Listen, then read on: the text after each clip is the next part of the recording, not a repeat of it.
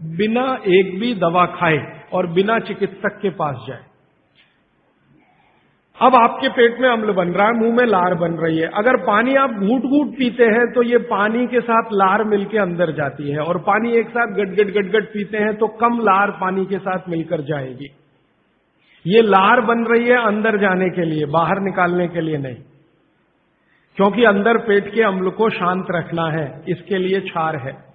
तो वो ये कहते हैं कि घूट घूट पिया पानी, अगर सिप सिप करके आपने पानी पिया तो ज्यादा लार अंदर जाएगी, तो अम्ल को शांत करने में मदद आएगी। इसलिए आपका पेट न्यूट्रल रहेगा और आपकी जिंदगी बिना किसी दवा और रोग के आराम से 100-150 साल हो जाएगी। इसलिए पानी घूट घूट भर के पिए, और एक साथ गटगट पानी पिएंगे तो लार पानी के साथ मिल नहीं पाएगी, तो अंतिम रूप में जब वो पहुंचेगा पानी तो खाली पानी होगा, और वो उतना न्यूट्रलाइज नहीं कर पाएगा, पेट को उस तरह से सामान्य अवस्था में नहीं ला पाएगा। हालांकि पानी भी अम्ल को कम करता है, क्योंकि अम्ल में पानी मिलाओ तो अम्ल की ताकत कम होती जाती है, तो पानी कम तो करेगा, लेकिन लार के साथ जो पानी कम करेगा वो बिल्कुल अद्भुत होगा। भागवत जी आगे कहते हैं, बहुत ही महत्व की बात है ये सब आपके लिए। वो ये कहते हैं कि जो व्यक्ति सिप सिप करके पानी पिए, वो देखें जानवर कैसे पीते हैं।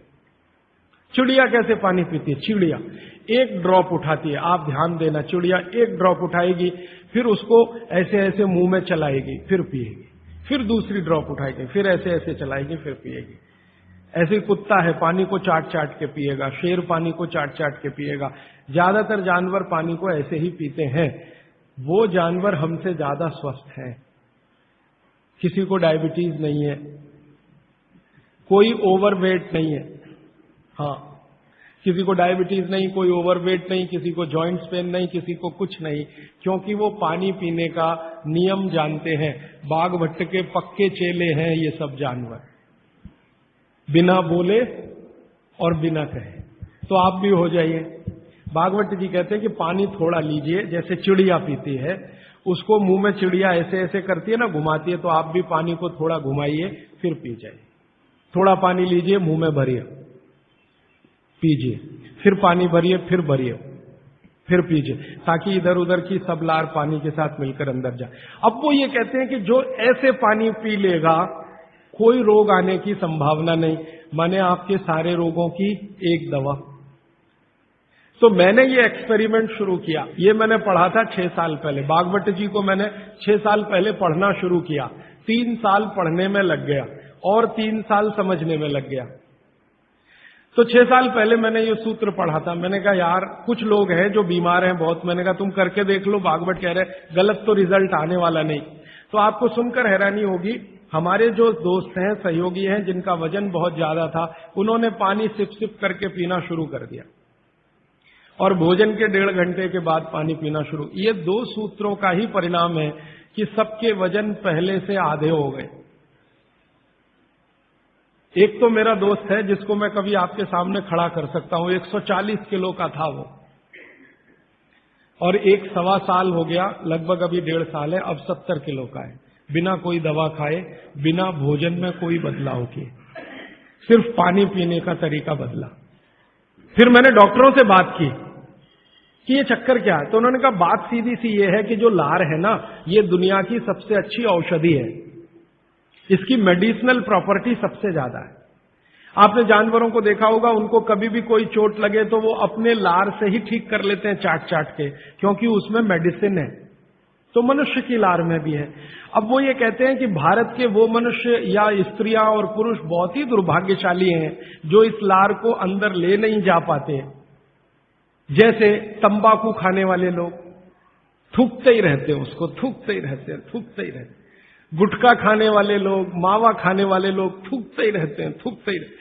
तो डॉक्टर लोग कहते हैं कि वो जिंदगी की सबसे महत्वपूर्ण चीज को थूक रहे हैं, जिसको बनाने के लिए भगवान ने 1 लाख ग्रंथियां आपके मुंह में दी हैं।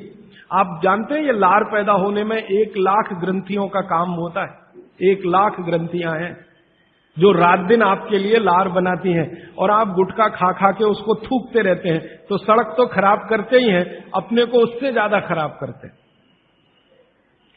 तो मेरी हाथ जोड़कर विनती है कि आप में से कोई लार थूकने वाला हो, थूकने वाला आदमी, ये तो भागवत जी की डिक्शनरी में नहीं है। वो कहते हैं कि एक ही कंडीशन में आप कुछ थूक सकते हैं, जब कफ बहुत बढ़ा हुआ हो तभी, बस। उसके अलावा दूसरी कोई कंडीशन नहीं कि आप थूकें। तो यहां तो बिना कफ बढ़े हुए तंबाकू खा खा के, गुटखा खा खा के थूक रहे, तो ये थूकना नुकसानदायक है। गुटखा तो नुकसानदायक है ही, तंबाकू तो और भी नुकसानदायक है, उससे भी ज्यादा थूकना, तो मत थूकिए। तो फिर आप कहेंगे जी पान खाएं, तो पान खाने के लिए नियम बताया, बहुत माइक्रो लेवल पे कैलकुलेशन है भागवत जी। वो कहते हैं कि पान खाओ तो कत्था मत लगाओ, बिना कत्थे का पान खाओ, थूकने की गरज ही नहीं, क्योंकि जो भी खाओगे वो चूना है, कैल्शियम है तो अंदर जाएगा, और वो कैल्शियम क्या क्या अद्भुत काम करेगा वो कल बताने वाला हूं मैं। तो वो कहते हैं कि पान भी खाना है तो थूकना नहीं है, कत्था है तो थूकना पड़ेगा, कत्थे बिना ही पान खाओ। माने हमारे पुराने पूर्वज और बुजुर्ग जो तंबाकू का नहीं, कत्थे का नहीं, सिर्फ चूना लगा के जो पान खाते हैं, वो भागवत के चेले सब के सब शिष्य उनके। तो वो कहते हैं पान भी खाना तो थूकना नहीं है, जो मुंह में लार के साथ पान है वो अंदर ही जाए, क्योंकि पान और चूना दोनों ही मेडिसिन है। एक वातनाशक है और दूसरा पित्तनाशक है, और कफ का भी नाश करता है। पान तो पित्त और कफ दोनों का नाश करता है, और चूना वात का नाश करता है। तो वो कहते हैं कि पित्त और कफ का नाश कर दिया पान ने, चूने ने कर दिया वात का, तो वात पित्त कफ तीनों ही संतुलित है, तो पान खा के तो जिंदगी भर निरोगी रह सकते। ये है। तो आपको पानी पीना है घूट घूट भर के, ताकि ज्यादा लार अंदर जाए, और पानी को बच्चों की तरह से मुंह में घुमाइए, जैसे बच्चे अक्सर करते हैं ना, वो बहुत अच्छी क्रिया है। ठीक है, अब आगे चलता हूं। आगे का एक सूत्र है भागवत जी का कि पानी कभी भी पिए तो ठंडा ना पिए। पेट को दुरुस्त रखने के लिए ही है ये सारे सूत्र आज जो मैं कह रहा हूं। पानी जब भी पिए तो ठंडा ना पिए। कैसा पानी पिए जी? तो वो कहते हैं कि आपके शरीर का तापमान देखें, उसके अनुसार के तापमान का ही पानी पिए, माने शरीर के तापमान के बराबर का पानी पिए, माने गुनगुना पानी पिए। गुनगुना शब्द है। एक शब्द कोमट, कोमट शब्द गुजराती है नहीं, मराठी है शायद। हाँ, गुनगुना पानी पिए। नवसे का पानी कहते हैं राजस्थान में, नवसे का हल्का गरम गुनगुना पानी पिए। कभी भी पानी की गर्मी शरीर के तापमान के ऊपर ना हो, ऐसा पानी पिए। तो अब आपका शरीर का तापमान है 37 डिग्री, तो 37 डिग्री अगर आप पानी को लेके जाएंगे तो वो गुनगुना ही होता है। रूम टेम्परेचर के ऊपर रहता है, बॉडी टेम्परेचर के बराबर रहता है। तो ऐसा पानी पिए, गुनगुना ही पानी पिए। क्यों? अभी मन में प्रश्न आएगा क्यों? हम तो जी ठंडा पानी पीते हैं, फ्रिज का पानी पीते हैं, बर्फ डाला हुआ पानी पीते हैं। तो भागवत जी इसको बहुत अच्छे से समझाते हैं, और आधुनिक विज्ञान का इसमें मैं जोड़कर आपको समझाता हूं। आप अगर ठंडा पानी पी रहे हैं, कल्पना करिए, तो पानी क्या करेगा? पेट में जाएगा सीधा सीधा, और पेट को ठंडा बनाएगा। जिसका जैसा गुण है वही तो करेगा ना। बर्फ का गुण है ठंडा करने का, तो बर्फ डालकर पानी में आप पी रहे हैं, तो बर्फ का गुण वो पानी में आ गया। अब पानी आपके पेट को ठंडा करेगा। अगर पानी ने पेट को ठंडा किया तो, अगर पेट ठंडा हो गया पानी के असर में, तो शरीर ठंडा हो जाएगा, क्योंकि शरीर के सारे ऑर्गन पेट से ही जुड़े हुए हैं, चाहे वो आपका हार्ट हो, चाहे किडनी हो, चाहे लीवर हो। और अगर शरीर ठंडा हो गया तो जय राम जी की, जाइए यमराज के पास, यहां फिर आपके लिए कुछ नहीं है। तो पानी अगर पेट में गया और उसने पेट को ठंडा कर दिया, तो आप ठंडे हुए तो मर जाएंगे, मृत्यु आएगी। तो कभी भी ठंडा पानी ना पिए। एक विश्लेषण। दूसरा विश्लेषण कि अगर पानी आपने ठंडा पिया और आपका पेट जीवित है, जीवित होने से मतलब फंक्शनल है, काम अच्छे से कर रहा है, तो तुरंत पेट उस पानी को गर्म करने पर लगेगा।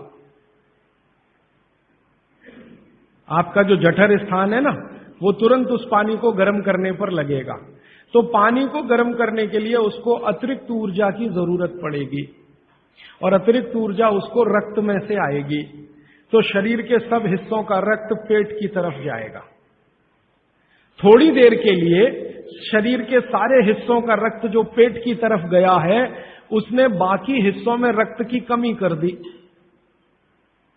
मान लीजिए हृदय का रक्त पेट में चला गया, ब्रेन का रक्त पेट में आ गया, क्योंकि ब्रेन का सबसे पहले आता है, क्योंकि ग्रेविटी का फोर्स है ना, काम करता है, तो ब्रेन का सबसे पहले आता है, हृदय का उसके बाद आता है। दूसरे अंगों का रक्त सब पेट की तरफ गया, तो बाकी अंगों को रक्त की कमी आई। और ये कमी हर समय ऐसे ही आती रहे, आप ऐसे ही ठंडा पानी पीते रहे, ऐसे ही कमी आती रहे, पीते रहे, कमी आती रहे, तो एक दिन वो अंग काम करना बंद कर देंगे, क्योंकि उनको रक्त की सप्लाई कम हुई है। और वो अंगों ने काम करना बंद किया तो ब्रेन हेमरेज हो गया, वो अंगों ने काम करना बंद किया तो पैरालिसिस हो गया, वो अंगों ने काम करना बंद किया तो हार्ट अटैक हो गया। तो ये सारी बीमारियों को क्यों बुलाते हैं ठंडा पानी पी के?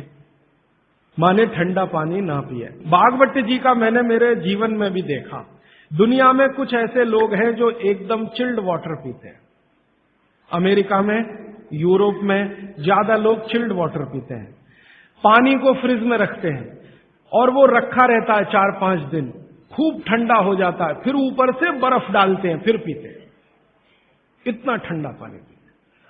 परिणाम क्या देखा है मैंने उन लोगों को देखा जो चिल्ड वाटर पीते हैं, वो सवेरे सवेरे अगर संडास घर में गए टॉयलेट में, तो 1-1 घंटे बाहर नहीं निकलते, कभी कभी तो 2-2 घंटे नहीं निकलते, बैठे ही रहते अंदर। उनको पूछो भाई क्या कर रहे थे 2 घंटे टॉयलेट रूम में? कहते हैं जी न्यूज़पेपर पढ़ रहे थे, मैगजीन पढ़ रहे थे। क्यों पढ़ रहे थे? टॉयलेट रूम तो न्यूज़पेपर के लिए बनाया नहीं है। तो कहते हैं टॉयलेट आती ही नहीं, माने स्टूल पास होता ही नहीं, संडास होती ही नहीं, उतरती नहीं, तो क्या करें। और वो बेचारे वहां बैठे बैठे कई बार इतने परेशान हो जाते हैं कि तरह तरह की आवाजें निकालते हैं, फिर भी नहीं आती। फिर वो गाना गाते हैं, मेरे सपनों की रानी कभी आएगी, वो आती नहीं है। और कभी कभी जब बहुत ज्यादा परेशान हो जाते हैं ना, तो एक गाना गाते हैं, एक बार आजा आजा आजा, वो तब भी नहीं आती। ये है समस्या। माने मैं कहना ये चाहता हूं कि जो लोग बहुत ठंडा पानी पिएंगे, उनको एक बीमारी है, वो है कॉन्स्टिपेशन, कब्जियत, कोष्ठबद्धता, बद्ध कोष्ठ होना। कॉन्स्टिपेशन का मतलब आपकी जो इंटेस्टाइन है ना, लार्ज इंटेस्टाइन, वो एकदम ऐसी संकुचित हो गई, ऐसे रहना चाहिए उसको, वो हो गई संकुचित। ये ठंडे पानी का असर है। तो अगर आपकी लार्ज इंटेस्टाइन ऐसी हो गई, तो आपकी जिंदगी भी ऐसी ही हो जाएगी। इसलिए कभी भी ठंडा पानी ना पिए। अब परसों एक बात मैंने कही थी कि फ्रिज का रखा कुछ ना खाएं, तो ये पानी भी उसी का हिस्सा है। फ्रिज का रखा हुआ पानी ना पिए, बर्फ डाला हुआ पानी ना पिए, आइसक्रीम कभी भी ना खाएं, क्योंकि वो भी ठंडी है। और मैं आपको एक विनम्रता पूर्वक कह देता हूं, वो बात वैसे आगे आएगी। भागवत जी कहते हैं कि 2 विरुद्ध चीजें एक साथ ना खाएं कभी भी, तो गर्म भोजन और ठंडी आइसक्रीम कभी ना खाएं। अक्सर मैं शादियों में, बारातों में जाता हूं, तो वहां मैंने देखा है कि भोजन गर्मा गर्म कराएंगे, अंत में आइसक्रीम जरूर खिलाएंगे। सर्वनाश, बुला बुला के हमारा सत्यानाश करते हैं। इनविटेशन देकर बुलाएंगे, आओ हमारे यहां मेहमान बनकर, तो पहले गर्म खाना खाओ, पीछे से ठंडी आइसक्रीम खाओ, ना मरो तो जल्दी मर जाओ। ऐसा आजकल आतिथ्य इस देश में चल रहा है। पहले कहते थे अतिथि देवो भव, अभी अतिथि दुश्मन भव। तो ये जो ठंडे होने की बात है, ये यहीं पर मैंने आपको जोड़ दी है। वैसे ये कल भी आने वाली है, परसों, सॉरी। तो आपके जीवन में ये नियम बहुत ध्यान से पालन करें, सूत्र पालन करें कि पानी हमेशा घूट घूट पिए, ठंडा पानी कभी न पिए, भोजन के 1.5 घंटे के बाद पानी पिए। अभी चौथा सूत्र, आज का आखिरी सूत्र। भागवत जी कहते हैं कि सुबह का जीवन आपका जब शुरू होता है, दिन का जीवन आपका शुरू होता है, माने आप जब सोकर उठते हैं तभी से आपका दिन शुरू होता है, तो दिन की शुरुआत में सबसे पहले पानी पिए। दिन की शुरुआत में सबसे पहले पानी पिए, माने सुबह उठते ही पानी पिए, ये है मतलब कहने का। दिन की शुरुआत में सबसे पहले पानी पिए, माने सुबह उठते ही पानी पिए। आयुर्वेद के विभिन्न चिकित्सकों ने और वैद्यों ने इसको कहा ऊषा पान करें। उषापान माने सुबह उठते ही पानी पीना, सबसे पहले पानी पीना, दांत धोए बिना पानी पीना, मुंह धोए बिना पानी पीना, कुल्ला किए बिना पानी पीना। अगर आप सुबह उठते ही बिना मुंह धोए पानी नहीं पी सकते तो रात को कुल्ला करके सोइए, दांत साफ करके सोइए, दंत मंजन करके सोइए, दातुन करके सोइए, उठते ही पानी पीजिए। क्यों? कारण पूछिए। कारण उसका यह है कि रात भर जब आप सो रहे थे तो शरीर की सारी क्रियाएं तो शिथिल हो जाती हैं, लेकिन ये लार बनने की क्रिया ज्यादा शिथिल नहीं होती, ये चालू रहती है। तो रात भर आपने लार बनाई है, मुंह में जगह जगह जमा है, वो अंदर जाना बहुत जरूरी है, क्योंकि वो बेशकीमती है। भागवत जी कहते हैं कि ब्रह्म मुहूर्त की जो लार होती है वो बाकी 24 घंटों में सबसे ज्यादा कीमती है। तो सुबह सुबह जो लार बन रही है ये अंदर जानी ही चाहिए, इसलिए बिना कुल्ला किए पानी पीने का नियम है। इसी को उषापान कहा जाता है। तो सुबह उठते ही पानी पिएं। कितना पिएं जी? तो उन्होंने 1 से 1.25 लीटर का कैलकुलेशन दिया वयस्कों के लिए। वयस्क माने 18 से 60 साल, 1 से 1.25 लीटर। और 18 से नीचे वाले जो लोग हैं उनके लिए 1.25 लीटर माने 750 ग्राम, और 60 के ऊपर वालों के लिए भी 750 ग्राम, 750 ग्राम। 750 ग्राम माने कम से कम 2 गिलास बुजुर्गों के लिए, 2 गिलास बच्चों के लिए, और 3 गिलास आपके उम्र के लोगों के लिए। कम से कम इतना पानी पिए। पीने का तरीका मैंने बता दिया, वो घूट घूट सिप सिप करके ही पीना है, मुंह में घुमा घुमा के पानी पीना है। भागवत जी ने ये जो कहा ना सुबह की लार बहुत कीमती होती है, मैंने इस पर थोड़े कुछ एक्सपेरिमेंट किए पिछले एक आध साल। बहुत सारे कुछ पेशेंट ऐसे हैं जिनको डायबिटीज है, और डायबिटीज की कंडीशन में आप जानते हैं कि कोई घाव हो जाए, घाव तो जल्दी भरता नहीं है। तो मेरे पास ऐसे कुछ 8-10 पेशेंट हैं जिनको ऐसी ही कंडीशन है। डायबिटीज होने के कारण शरीर में फुंसी हो गई, फोड़ा हो गया, घाव बढ़ गया, वो भरता नहीं। मैंने उनको दवाएं बंद किया होम्योपैथी का। फिर मैंने कहा भैया, भागवत जी ने कहा कि सुबह की लार बहुत कीमती है, तुम ऐसा करो सुबह उठते ही जो लार है ना उसको लगाओ तुम्हारे घाव पे, और आप देखेंगे चमत्कार। 15 से 20 दिन में घाव भरना शुरू, 3 महीने में बिल्कुल बराबर। एक तो मेरे पास गैंग्रीन का पेशेंट है, गैंग्रीन हुआ, डॉक्टर कहता था पैर काटना ही पड़ेगा इसका, कुछ होता नहीं अभी और कोई। उसने बेचारे ने साल भर लार लगा लगा के ही अपना ठीक कर लिया। तब मेरे समझ में आया कि जानवर हमसे ज्यादा होशियार है, चोट लगते ही वो चाटना शुरू कर देते हैं। फिर मैंने एक और एक्सपेरिमेंट किया। मेरे पास कुछ छोटे बच्चे हैं जिनको चश्मे हैं आंखों पर। अब उनके माँ बाप बहुत परेशान है कि ये चश्मा कैसे उतरे, मोटे मोटे चश्मे हैं छोटे बच्चों। तो मैंने उनको भी सिखा दिया, देखो सवेरे सवेरे सोकर उठो और मुंह का थूक आंख में लगाओ काजल की तरह से। तो बच्चों ने चालू कर दिया। बच्चे बहुत भोले होते हैं, सीधे होते हैं, कोई भी बात अगर समझ में आए तो करते। अब आपको हैरानी होगी कि चश्मे उतर गए सिर्फ ये लार लगाने। आप भी करके देख लीजिए जिनको भी चश्मे। बस अंतर इतना है कि बच्चों को जल्दी उतरे, आपको थोड़ा देर में उतरेंगे लेकिन उतर जाएंगे। उम्र ज्यादा बढ़ेगी तो थोड़ा दिन करना पड़ेगा, कम उम्र में बहुत जल्दी उतर जाए। आंखों की रोशनी बढ़ानी है तो मुंह की लार सुबह सुबह की आंखों में लगाइए काजल की तरह से। और एक बताता हूं, एक बीमारी आती है जिसको हम कहते हैं कंजक्टिवाइटिस, आंखों की बीमारी है। अक्सर उसमें आंखें लाल हो जाती हैं, आंखों में बहुत जलन होती है, जैसे खून उतर आया हो आंखों में, वो कंडीशन हो जाती है।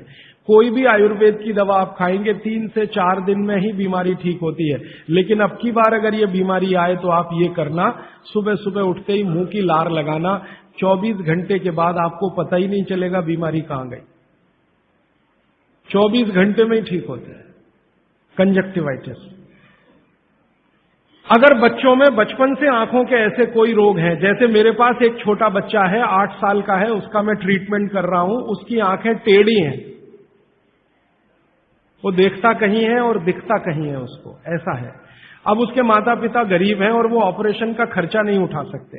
उस बच्चे पर मैं यही एक्सपेरिमेंट कर रहा हूं। लगभग मुझे 4 साढ़े 4 महीना हो गया है, और उसका टेढ़ापन, जिसको हम लोग हिंदी में कहते हैं भेंगापन, उसका भेंगापन लगातार कम हो रहा है और आंखों की पुतलियां बिल्कुल बीच में सेट हो रही। तब मुझे थोड़ी जिज्ञासा हुई और मैंने एक बहुत बड़े वैज्ञानिक को पूछा दिल्ली में कि ये लार में क्या है, एक्चुअली इसका एक्टिव इंग्रेडिएंट क्या है। तो उन्होंने कहा भैया जितने एक्टिव इंग्रेडिएंट मिट्टी में है वो सब लार में है। तो मैंने आपको बताया मिट्टी में 18 एक्टिव इंग्रेडिएंट्स हैं, लार में वो सब के सब हैं। इसलिए लार शरीर के लिए बहुत ही कीमती है, बेशकीमती है, इसको कभी नष्ट नहीं करना। इसकी मदद से आप बहुत सारे रोग ठीक करते हैं। और 2-4 बातें बता दूं क्या क्या रोग और ठीक कर सकते हैं। आपके शरीर में कोई दाग हो गया, धब्बा हो गया, जैसे जल गए, जलने का दाग होता है ना, उस पर नियमित रूप से सवेरे की लार की थोड़ी थोड़ी मालिश करते रहिए। 6-8 महीने में धब्बा बिल्कुल साफ हो जाए। जले हुए का धब्बा। शरीर में और कोई ऐसा अंग में सफेद दाग दिख रहा है या काला दाग हो गया या फलाना हो गया या ढिमाका हो गया, एक्जिमा हो गया, मान लो खराब बीमारी की बात करूं, एक्जिमा हो गया, एक्जिमा पे रोज सुबह की लार लगाइए, मालिश करते रहिए, 6-8 महीने के बाद देखिएगा साफ। और एक्जिमा से भी ज्यादा खराब बीमारी है सोराइसिस, वो भी ठीक होती है इसी लार से। बस इतना है कि साल भर करना पड़े। मुफ्त का इलाज है, फोकट का इलाज। भागवत जी ने जितने भी इलाज बताए हैं सब फोकट के और मुफ्त के, बाहर जाने की जरूरत ही नहीं है। तो आप स्किन डिसीज में इसका एक्सपेरिमेंट करिए, आंखों की बीमारियों में इसका एक्सपेरिमेंट करिए, घाव हो जाए कहीं शरीर में उस पर एक्सपेरिमेंट करिए, फोड़े फिंसियों पर इसका एक्सपेरिमेंट करिए। मैंने ये चारों एक्सपेरिमेंट किए, बहुत अच्छे रिजल्ट हैं। आप भी करिए, रिजल्ट आपको भी मिलेंगे। बस इतना ही है कि आप दूसरों को भी बताते जाइए। तो आपने अपना दुख तो कम कर लिया, आप दूसरों का भी कम कराइए ना, तभी मोक्ष जाएंगे। तो मैंने आज आपको 4 सूत्र बताए, उनको फिर से रिपीट करता हूं। सूत्र बताना, ये 4 रिपीट करके खत्म। फिर प्रश्न। पहला सूत्र मैंने बताया था, भोजनांते विषमवारी, भोजन के अंत में पानी न पिए, लगभग 1.5 घंटे के बाद पानी पिए। दूसरा सूत्र मैंने बताया था, पानी हमेशा घूट घूट भर के पिए, सिप सिप करके पानी पिए। तीसरा सूत्र बताया था कि ठंडा पानी कभी ना पिए, हमेशा गुनगुना पानी पिए। और चौथा सूत्र बताया था कि आप सवेरे उठते ही सबसे पहले पानी पिए। ये चारों सूत्र भागवत जी ने कहा है पेट को दुरुस्त रखने के लिए सबसे आवश्यक है। माने जिंदगी भर आपका पेट और आपकी जठर अग्नि काम करती रहे, इसके लिए सबसे आवश्यक है। ठीक है, अब आपके प्रश्नों के लिए आधा घंटे का समय। हाजी भाई, आपने कहा कि उषापान करना चाहिए, उषापान भी गुनगुना पानी होना चाहिए। हाँ। कैसा? देखिए उषापान। दूसरी बात, पान जो कहा आपने खाने के लिए, तो पान के साथ क्या क्या लेना चाहिए? हाँ, बहुत अच्छा। मैं दूसरे प्रश्न का पहले उत्तर दे दूं, पान के साथ क्या क्या लेना चाहिए। भागवत जी ने पान खाने के लिए बताया है कि एक तो पान जो खाएं वो ऐसा पान हो जिसका स्वाद कसैला हो। कसैला, कसैला स्वाद माने देशी पान, सीधी सी बात है। विलायती पान मत खाइए, देशी पान खाइए। तो स्वाद जितना कसैला होगा, पान उतना अच्छा होगा। और भागवत जी ने एक बहुत गहरी बात कही है, जिसको मैं 2-3 दिन बाद वैसे एक्सप्लेन करने वाला हूं, कि जो चीज का रंग जितना ज्यादा गहरा हो, जो प्रकृति की पैदा की गई वस्तु का रंग जितना ज्यादा गहरा हो, वो उतनी ही बड़ी औषधि है। जैसे देशी पान ज्यादा गहरा हरे रंग का होता है और विलायती पान हल्के हरे रंग का होता है। तो भागवती जी कहते हैं हल्के रंग की चीजें मत खाइए, गहरे रंग की चीजें खाइए। तो गहरे रंग वाला पान खाइए, गहरे रंग की जो भी चीजें हैं भरपेट खाइए। जैसे बैंगन है गहरे रंग का, जामुन है गहरे रंग का, टमाटर है गहरे रंग का। ये सब एंटी कैंसरस है, एंटी डायबिटिक है, एंटी कैंसरस है, एंटी अस्थमेटिक है। इनकी क्वालिटीज आज की विज्ञान ने भी प्रूव किया है। आज का विज्ञान ये कहता है कि जो भी रंग है किसी भी वस्तु में, वो भगवान का दिया हुआ कोई ना कोई ऐसा रस और एंजाइम है जो आपको गंभीर बीमारियों से बचाता है। तो वो कहते हैं गहरे रंग का पान खाइए, माने कसैला उसमें ही स्वाद होगा, तो गहरा पान खाइए। उसमें क्या मिलाएं? उसमें सबसे ज्यादा चूना। तो कितना चूना मिलाएं? तो कहते हैं कि एक पान में 1 ग्राम से ज्यादा चूना नहीं मिलाइए कभी भी। 1 ग्राम आप समझते हैं इतना होता है। चने का दाना होता है ना, आधा तोड़ो और उसका आधा कर लो, इतना 1 ग्राम होता है। चने का दाना आधा तोड़ो तो 2 हिस्से हुए, ये 2 हिस्से के 4 कर दो और वो एक हिस्सा जो है वो 1 ग्राम, तो उतना आप चूना लगाइए उस पर। फिर चूने के साथ क्या खाएं, आप उसमें सौंफ खाएं, सौंफ का नियम उन्होंने बताया, सौंफ खाएं। दूसरा कहते हैं कि इसमें थोड़ी अजवाइन डालें, अजवाइन 2-4 दाने, ज्यादा नहीं। और वो कहते हैं लवंग डालें, लवंग माने लौंग, और कहते हैं बड़ी इलायची, और वो कहते हैं कि गुलाब के फूल का रस, मतलब गुलकंद जिसको आप कहते हैं। ये चीजें उन्होंने बोली हैं पान में नियमित रूप से खाने के लिए। अब इसमें उन्होंने जो बोली नहीं है वो बात ध्यान रखिए, सुपारी कहीं नहीं कहा, कत्था कहीं नहीं कहा, तो मैंने सुपारी और कत्था छोड़कर ही पान खाएं, ठीक है। तो पान में क्या खाएं। दूसरा इन्होंने जो आपने पूछा कि सुबह का जो ऊषा पान का पानी है वो भी गुनगुना होना चाहिए, बागभट्टी जी कहते हैं जरूर गुनगुना होना चाहिए, जरूर गुनगुना। वो एक ही कंडीशन में कहते हैं कि अगर आप तांबे के बर्तन का रखा हुआ पानी सुबह पी रहे हैं तो उसको गुनगुना करने की जरूरत नहीं है, बाकी सभी पानी को गुनगुना करके ही पीना चाहिए। क्यों? ये जो तांबे के बर्तन में रखा हुआ पानी है उसमें वही क्वालिटी है जो गुनगुने पानी में है, इसलिए ताम्र पात्र के पानी को सुबह गर्म करने की जरूरत नहीं, रात में आपने भर के रखा, सुबह उठकर पी लिया। बाकी कोई भी पानी स्टील के बर्तन वाला है तो गुनगुना करिए, आप मिट्टी के घड़े का पानी है तो गुनगुना करिए। और आपके पास क्या होता है पानी भरने के लिए? और तीसरा कोई, एल्यूमिनियम में तो पानी कभी मत रखिए, प्लास्टिक में पानी कभी मत रखिए, स्टील वेसल्स में है तो गुनगुना करके ही पीजिए। स्टील वेसल माने स्टेनलेस स्टील के वेसल में पानी है तो गुनगुना ही पीजिए, मिट्टी के बर्तन का पानी है तो गुनगुना ही पीजिए। ताम्र पात्र एक उन्होंने कहा कि जिसके पानी को गर्म करने की जरूरत नहीं, सीधे पी सकते हैं। आप बोलेंगे जी क्या रोज दिन भर ताम्र पात्र का पानी पी सकते हैं? तो जरूर पी सकते हैं, 3 महीने, इसके आगे नहीं। ये आप जरा सोचिए ध्यान से। वो ये कहते हैं 3 महीने आप पी सकते हैं लगातार ताम्र पात्र का पानी, फिर बीच में 15-20 दिन का ब्रेक दे दीजिए, फिर 3 महीने पी सकते हैं, फिर 15-20 दिन का ब्रेक दे दीजिए, फिर 3 महीने पी सकते हैं। ये ब्रेक दे देकर पी सकते हैं। लगातार पिएंगे तो तांबे की अधिकता से होने वाली जो बीमारियां हैं वो हो जाएंगी। हाँ, सुबह तो लगातार पी सकते हैं, सुबह की तो कोई बात नहीं, ये पूरे दिन की बात हो रही है।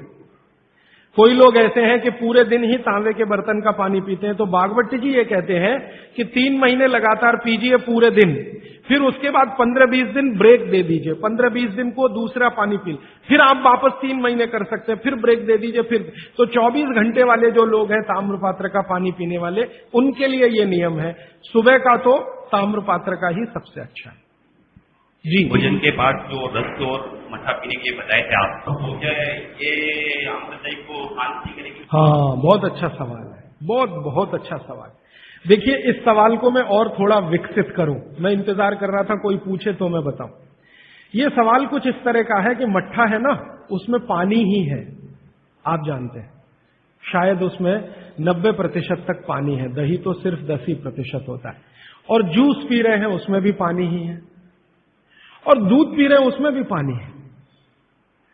अब बागभट्टी जी एक तरफ तो कह रहे हैं कि खाने के बाद पानी मत पियो, और दूसरी तरफ कह रहे हैं मट्ठा जरूर पियो, दूध जरूर पियो, और फल का रस पियो, तो उसमें तो पानी ही है। तो क्या वो पानी जठर अग्नि को शांत नहीं करेगा? प्रश्न ये है, ये पूरा नहीं पूछ पाए, मैंने पूरा कर दिया। तो क्या वो पानी जठर अग्नि को शांत नहीं करेगा? इसका बहुत ही सुंदर एक्सप्लेनेशन बागभट्टी जी करते हैं। वो ये कहते हैं कि पानी का जो गुण है वो अपना कुछ नहीं, ये बात ध्यान से समझिए, पानी का जो गुण है वो अपना कुछ नहीं है, पानी को जिस पात्र में रखा है या जिसमें मिलाया है उसी का गुण वो धारण करता है। आपने एक पुराना गाना सुना है, पानी रे पानी तेरा रंग कैसा, फिर आगे है जिसमें मिला दो उस जैसा। तो पानी का रंग, गुण और धर्म तीनों ही वही होते हैं, वो जहां मिल गया। तो आपने पानी को मिलाया दही में, तो अब वो पानी का गुण नहीं है, अब वो दही का गुण धारण करेगा। पानी को आपने मिलाया जूस में, माने फल में, तो फल के जो गुण हैं वो पानी में आ जाएंगे। और पानी है दूध में, तो दूध के सारे गुण वो धारण कर लेगा। तो पानी अगर सीधा पी रहे हैं इंडिपेंडेंट, तब उसके अपने गुण धर्म होते हैं, लेकिन मिलाया हुआ पानी जब भी किसी वस्तु के साथ आप पिएंगे तो उस वस्तु का गुण पानी में आएगा। इसलिए मट्ठा पीने को खुली छूट है, पेट भर के पीजिए। दूध पीने को खुली छूट है, पेट भर के पीजिए। जूस पीने को भी खुली छूट